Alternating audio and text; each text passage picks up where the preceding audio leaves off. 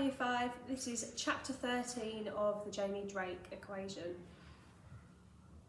Show me, Professor Forster says, leaning forward in her chair. Above her head, the opening in the observatory dome is now closed, the huge telescope looking up only to see a rectangle of rust. Feeling kind of nervous, I pick up my mobile phone. On the home screen, the golden spiral is still stationary, the phone completely silent. When I tried to prove to Dad that I was telling the truth, Buzz kept quiet.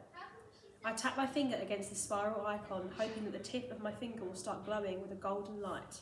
Nothing happens. Determined not to give up, I hold the phone in front of my mouth, the same way Captain Kirk used his communicator in the Star Trek films. Buzz, are you receiving me? I ask, my voice echoing around the deserted observatory. It's me, Jamie Drake. There's no reply. Looking up, I see that Professor Forster's lips are pursed into a smile. She's trying her hardest not to laugh. I feel a sudden urge of anger welling up from deep inside.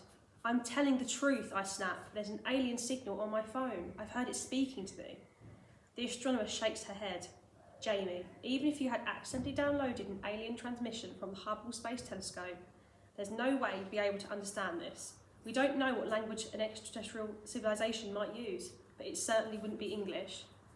I try and fight down the frustration that's boiling up inside me. Professor Forster doesn't believe me, just like Dad. Lowering my gaze, I stare at the spiral on the mobile screen. Everything started going weird the moment this appeared. The strange voice buzzing from my phone, that alien picture that appeared on my desk out of nowhere, even those equations that I solved without a second thought. That's when I remember something else. Tapping the apps list, I quickly opened up the calculator.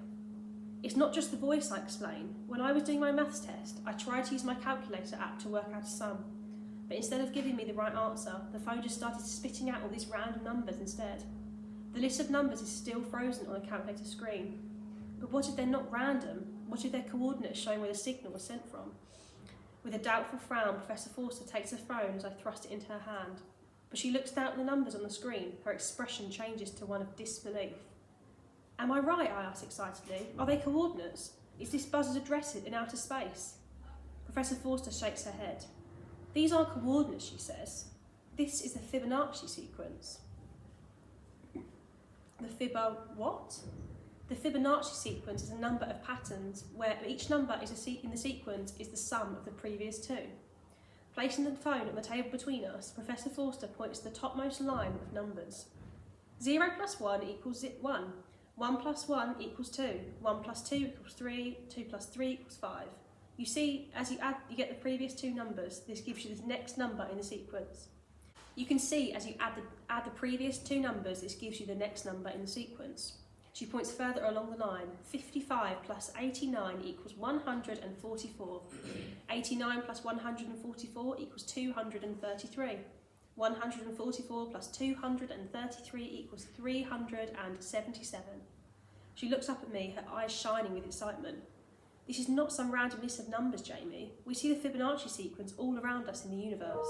The number of petals on a flower follows this pattern, as do the way branches grow on a tree. Generations of honeybees in a hive, the pattern on a pine cone, even the proportions of the human body match the Fibonacci numbers in strange and fascinating ways. Professor Forster grabs hold of a pen and starts to draw a series of connecting squares on the paper in front of her, each one growing larger than the last. I can even show this pattern visually. If I can use the Fibonacci numbers for the dimensions of these squares, I can then draw a line that joins them together. She uses her pen to trace a line from the centre of the page. As I watch this curving line spiral round, connecting the corners of each square in turn, the picture fits with a click in my mind. So this is the Fibonacci sequence that she's drawn. That is called the Fibonacci spiral, Professor Forster explained, and this precise form can be found in the shape of seashells, hurricanes, even spiral galaxies. As she lifts her pen from the page, the astronomer stares at the spiral she's just drawn. With a flicker of recognition, she starts to reach for the mobile. I've already snatched up the phone from the table, swiping back from the calculator app to reveal the golden spiral on the screen. My eyes flick between this and Professor Forster's drawing. The two spirals are exactly the same. Do you know what this means? Professor Forster breathes. Many scientists believe that if an alien civilization wanted to communicate with us, they would choose a universal language that we all share. Whatever planet we live on, we can look up at the sky and count the stars. 1 + 1 = 2 everywhere. Maths might be the language that aliens use to talk to us. Sending this Fibonacci sequence could be their way of letting us know that the signal has been sent by an intelligent species. You mean you believe me, I ask, unable to tear my eyes from the golden glow of the Fibonacci spiral on my phone. You really think that Buzz is real? I'm not saying that you've spoken to an alien. Professor Forster replies, holding up a cautionary hand. The vast distances between Earth and even the nearest stars outside of the solar system mean that any kind of instant communication would be impossible. We can't have a cosy chat with ET on the phone if he's 50 light years away.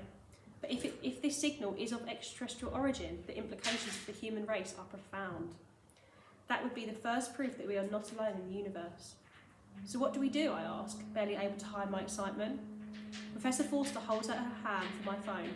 We bust open your mobile and take a look inside. If this signal has been downloaded onto your SD card, I need to investigate this. I jump in surprise as the phone begins to vibrate in my hand. Glancing down, I expect to see the spiral spinning in time with this insistent buzzing sound, but the golden icon is still frozen, stuck motionless on the screen. Instead, I see a new text message notification, a painful reminder that aliens are my only problem. Where are you? Mum, kiss. It's time for me to go. That's the end of chapter 13. Bye. Okay, so following on from yesterday's lesson, you've written your paragraph about a page, hopefully on the launch. So today we're thinking about writing what it's like to travel through space. So I've got another clip for you. It's called Stunning New Universe Fly Through. Really puts things into perspective. So this is a takeoff from Earth going through space, and it really actually blows my mind because space is just continuous. It goes on and on and on. So this video is 5 minutes 44 seconds, but it goes through leaving here and travelling through space. I'm hoping there'll be some ideas for you in that, and then after you've watched the video, I'll be back and then we'll go through the writing. Okay, Year 5, so hopefully you've watched the video for the inspiration of flying through space. That was in the description box if you need to find it. You might find some other clips as well. There might be a Doctor Who clip or something else travelling through space that might give you some inspiration. The TLP for today is the same as yesterday's. So we're still writing, thinking about using words such as then, after that, this, firstly, to build connections in a paragraph. So to help the reader weave their way through your writing. So we started yesterday with the launch, and hopefully yours is a full page long about the launch. So today we're going to think about what it's like to fly through space. So I'm going to use my sheet that I showed you yesterday, because I've got, I think, at first. So I think I'm going to use at first to start this paragraph. And remember, we're writing in the first person and it's in the past tense. I'm writing as if I am the astronaut and it's already happened, a bit like the Tim Peake recount. So I'm going to write at first. At first, comma, I couldn't, I'm going to use the apostrophe there. At first, I couldn't, oh, I'm not sure I've got room there, I'm going to come down here. At first, I couldn't believe my eyes. And I might put an exclamation mark there, just to build a bit of atmosphere, because remember, that's what we're trying to do, trying to make the reader think that they were there. We're giving them everything that we can so that they can build this picture. So let's think about thinking about building in something that tells me about the place. So on my sheet here, I had behind the wall. Well, that wouldn't make any sense, would it? Because I'm in space. But I could say, use that as an inspiration and say beyond the window. So let's go for that. Beyond the window. Beyond the window, I could, because remember it's past tense. Beyond the window, I could see, and I'm imagining that you'd be looking out and Earth would be below. Now that may not technically be correct, but this isn't an actual recount, is it? It's a fictional recount. So I'm going to say that I could see the earth, which is what we saw in the video. Beyond the window, I could see, but I don't just want to put our earth, let me think. Beyond, I could see our, because I think that makes it more personal. Wondrous, wondrous planet Earth coming into view. What have I written so far? At first, I couldn't believe my eyes. Beyond the window, I could see our wondrous planet Earth coming into view. So, thinking about cohesion, what could I say next? So, I could say after that, because that was one of my adverbials for cohesion. So, I'm going to say after that, I think that's going to make me feel better. After that, I felt much better. Why would I feel better? Comma, comforted, because I think it would be comforting seeing the earth. Comforted by seeing, and I think I'm going to use home this time. Comforted by seeing home, comma, and what would that be like? Shining like a beacon, because that would be bright.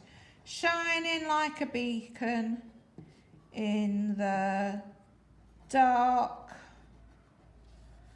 oh, I think my pen's on in that, dark expanse of space.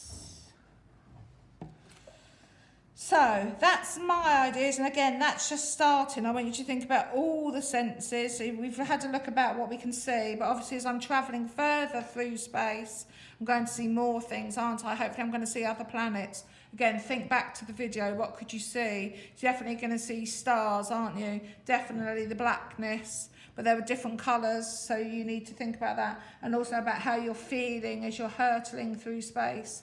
A vast amount of miles per hour. So again, I mean, I've just written 2 sentences there. I'm expecting you to be able to fill up a page. Remembering to use the words that are in the TLP, things like then, after that, this, and firstly, to build connections in your paragraph to lead the reader through your writing.